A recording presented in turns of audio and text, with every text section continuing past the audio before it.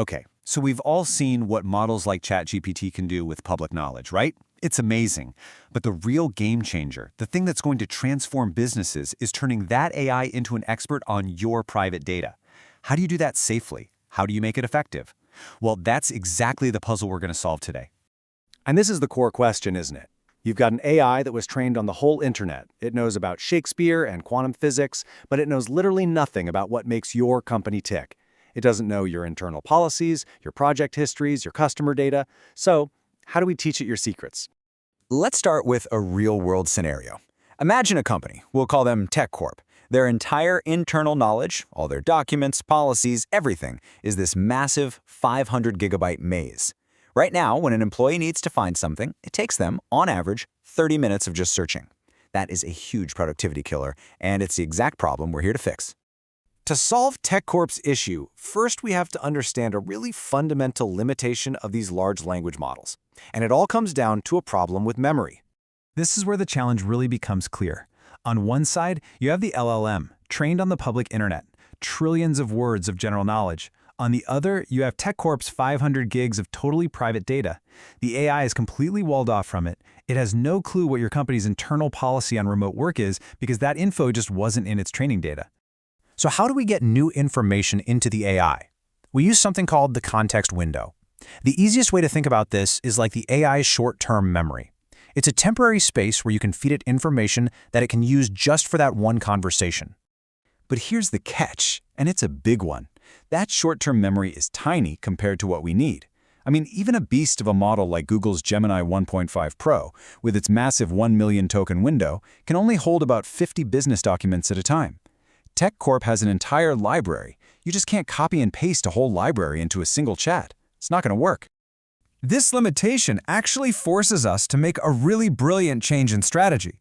Instead of trying to cram the whole library into the AI's brain, what if we could just find the one perfect page for any question instantly? To do that, we have to stop searching for words and start searching for meaning. And the tech that lets us do this is called an embedding. It is a truly fascinating process. An AI model reads a piece of text, but instead of just seeing words, it captures the underlying idea, the meaning, and turns it into a string of numbers. We call that a vector. And here's the magic part. Similar ideas get very similar numerical codes. So it works like this. You take a phrase, say, staff time off guidelines, and you feed it into an embedding model. The model doesn't care about the specific words staff or time. It understands the core concept and spits out a unique numerical fingerprint. And this is why a totally different phrase, like employee vacation policy, would get an almost identical fingerprint, because they mean the same thing. Now, imagine doing this for every single document in Tech Corp's 500 gigabyte library. You end up creating something totally new, what we call a vector database. It's not a library organized by file name or date. It's a library organized by meaning itself. Okay, so we've got our AI brain, the LLM, and we've got this new super smart library, the vector database. But actually connecting these two pieces into a real working application, well, that's surprisingly complicated. If you try to build this from scratch, you run into all this hidden plumbing. You have to manage the chat history, connect to the database, handle all the API keys securely, and what if you want to swap out OpenAI's model for Google's? You'd pretty much have to rewrite the whole thing. It is a developer's nightmare. And this is where frameworks like LangChain come in and just save the day. Think of it like a Lego set for building AI apps. Instead of making every single brick yourself, it gives you all these pre-built blocks and standard connectors so you can just snap these complex systems together. It's a total game changer. So we have our Lego set, we have all the pieces, now we're finally ready to build the system that lets our AI safely access all of Tech Corp's private documents and answer questions. This technique is called Retrieval Augmented Generation, or RAG for short. The absolute best way to understand it is to think of it like giving the AI an open book test. But, and this is key, the only book it's allowed to use is a stack of documents that you provided. It can't just make stuff up from its general knowledge. It can only use the facts you give it. It works in this really elegant three-step process. First, retrieve. When you ask a question, the system uses that vector database to instantly find the most relevant chunks of information. Second, augment. It takes those facts and automatically injects them into your original prompt, creating a new, super-informed prompt. And finally, generate. The LLM gets this new prompt and is told to answer the question based only on the information it was just handed. This is what keeps the answers accurate, factual, and completely secure.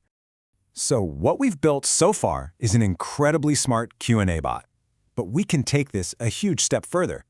We can go beyond just answering questions and enter the world of AI agents. Think of a standard LLM like a brilliant encyclopedia. You ask a question, it gives you an answer. An AI agent, though, is more like a personal assistant. It doesn't just give you information, it can take action. It can use tools, it can follow a multi-step plan, and it can work on its own to achieve a goal you've given it.